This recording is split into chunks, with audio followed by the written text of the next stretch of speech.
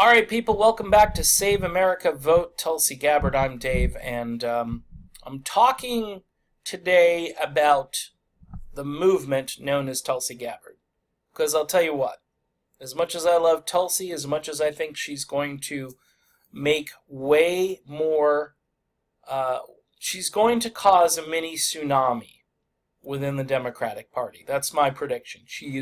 And I'm not using the tsunami language because she's, from Hawaii and so forth, although it is kind of a nice metaphor for, I think, what's about to happen between her and Bernie Sanders. But, the 13th Street thing she did in New York City, where the people going around the block waiting to get in, that is indicative of something that's happening that isn't happening for, like, Jay Inslee. Or the governor from Montana, or Bill de Blasio. I mean, it's just comical that these candidates have basically jumped in to provide a firewall for Joe Biden, and you've got connections there. You got, obviously, de Blasio and then Governor Cuomo in New York, and the other day Biden is going off about how great Cuomo is, and another tribalist.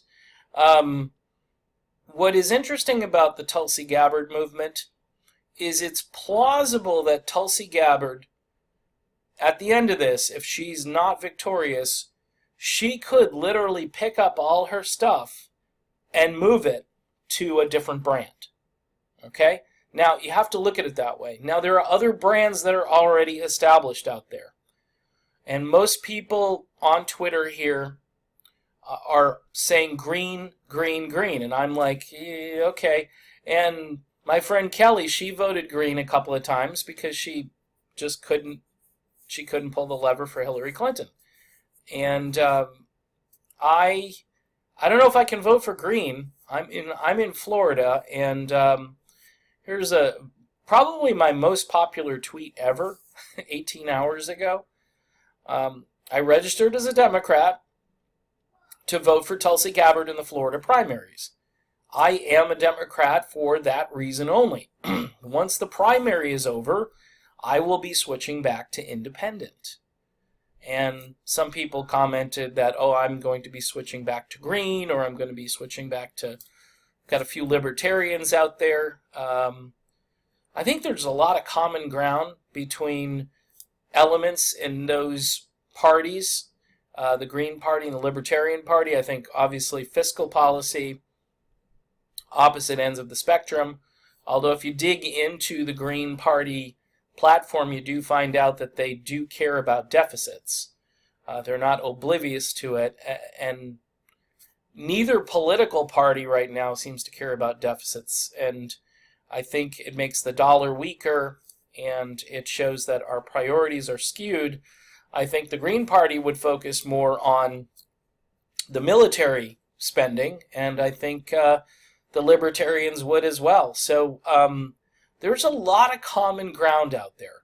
The problem is the majority of Americans are somewhere in here, and to kind of get into their little world, to poke through and say, hey, over here, over the fence, look at me, I'm over here. You think I'm radical, but I'm really not. I'm for your kids. I'm for your grandkids. And, a lot of these people have all these preconceived notions about this identity politics stuff that gets thrown out there every day. All right? There are people who are uncomfortable with different social movements that are out there, and they're being told that they need to conform each day. And that's not going to help them, and it has nothing to do with the bigger issues. I always like to say big ticket items, things that people really care about. Those things get lost. Those things get, there are a lot of people running for office that do this thing where they mix identity politics with big issues. And it's like you want to reach out to them and say, hey, I love you, man. You're spot on. But here's a little advice, okay? You're never going to attract a majority if you focus on these wedge issues and these things that polarize individuals. Our country is very polarized. In the media, by the way, their ratings depend on the wedge issues and the polarization. And the more they get that hit, the more they're going to feed off of it like a junkie. They're going to keep trying to get more and more of that so they can continue making that money. And you know, I retweeted some ridiculous tweet about Hillary Clinton, how this person was mad at Morning Joe, of all things, because they weren't blaming Russia enough for Hillary Clinton's loss to Trump. And at that point, you know, you grab the duct tape, and because that's full brainwashing. And the fact that you would deny that her candidacy was one of the worst run presidential runs in history, one of the worst, absolute worst, and whether you liked her or not, if I were on her team, I'd be like, hey, how come she's not campaigning? Meanwhile, Trump is running around all these different places.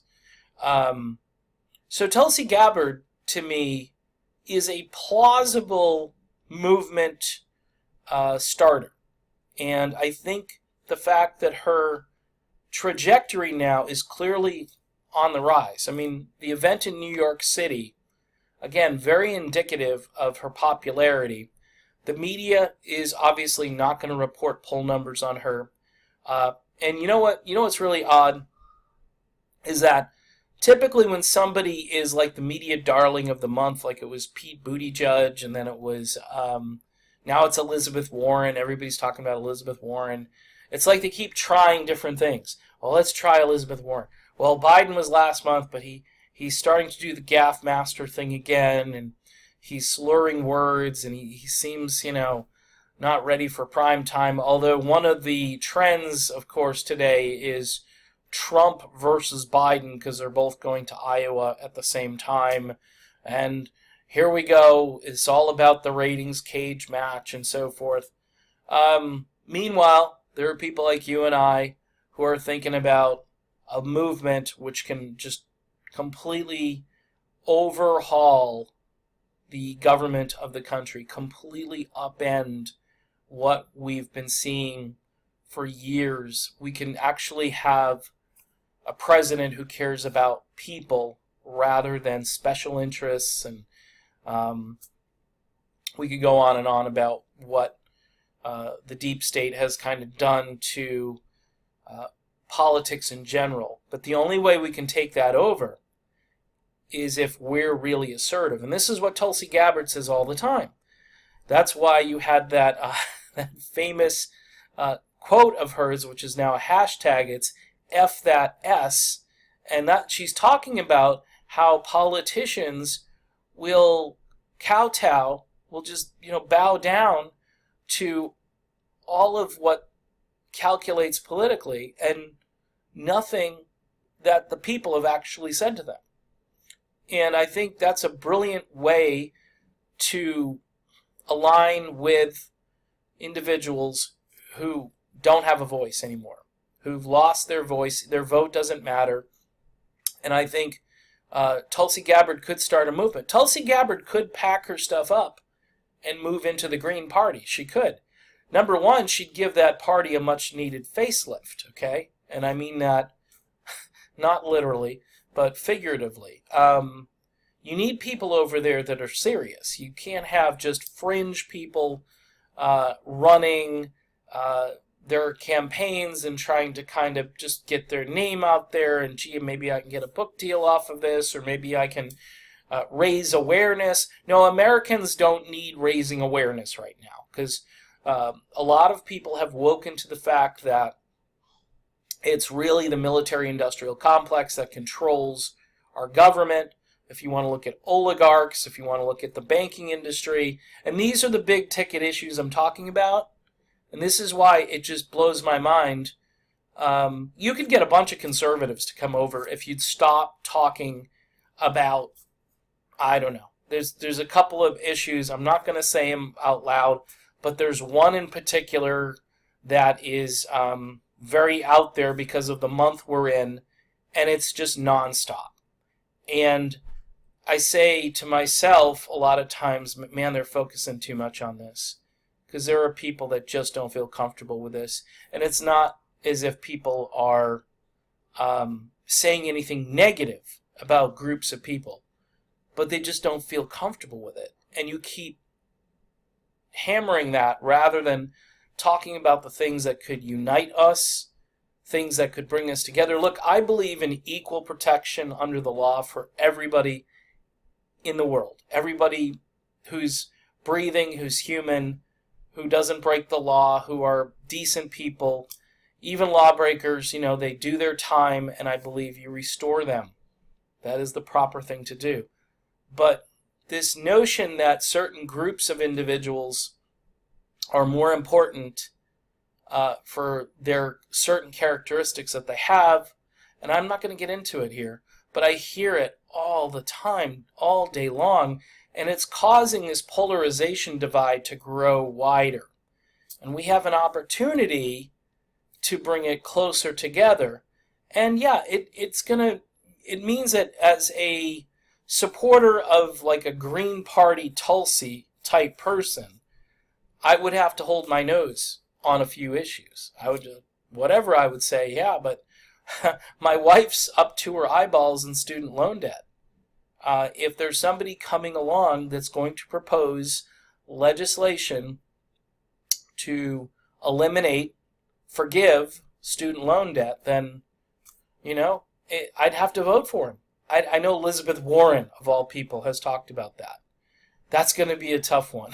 That's going to be, I don't think she's going to get to the finish line. I do believe, honestly, though, that the stuff about the military-industrial complex are broken. Name something that's not broken in this country as far as the system. The banking system, the immigration system. You can go down a list of things that are broken, and they're addressing things on the surface. Building a fence, on the border is not addressing the issue as to why all these people are coming here in the first place. And it does have to do with the way America treats other countries, which nobody wants to talk about. See, if you had a candidate out there just ringing the bell on these issues and trying to bring everybody together and not being so divisive, and also not being somebody who talks to just groups, that person needs to talk to everybody. Their message needs to be universal. So you don't have to tailor it to certain groups of people to hope to get. If I can just get each individual group to come over to my side, well, if your message is really good, it should appeal to everybody across the board.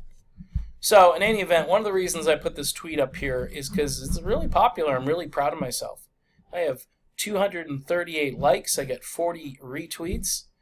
And a lot of people are independent. And a lot of people would look at a third party if you had a legitimate candidate leading that. As Jimmy Dore says, you need a charismatic person to lead the charge. Bernie Sanders would have been great if he had left the Democratic Party, and if he had become a Green Party guy, he would be the de facto leader of that movement. I'm really surprised that a Democrat hasn't jumped ship over to the Green Party yet. It's got to be a matter of time. All of these progressive ideas that are now being debated, those are all Green Party platform ideas, and they were there in 2016. Some of them have been in place since like 2008. And as Bernie Sanders has said, everybody thought, $15 an hour living wage was a radical idea. What's happened since that first got proposed is that $15 an hour, it's good money, but it's not what it used to be. And anything below that, I don't know how you pay for anything. It's not fair that you get a job and you work hard and you can't pay your bills. That makes no sense to me. See, it's the difference between the whole welfare state idea where, people are accused of being freeloaders, they don't work, and They're collecting food stamps and they're getting public housing and so forth. This isn't that argument. The argument goes something like this. I'm working 40, 50, 60 hours a week, and I can't afford medicine. I can't afford to pay my rent. I mean, you can go down the list of things. That here in America just sounds ridiculous. It sounds ridiculous. And if they're figuring this out in other countries and we can't figure it out, then guess what? We need to work harder and figure it out and elect people who are willing to figure it out. We're $22 trillion in debt, and people are still in poverty. So we're spending more than we're taking in, supposedly. So why aren't we spending it on the people who need it the most? We're spending it on military hardware and military interventions, one after another.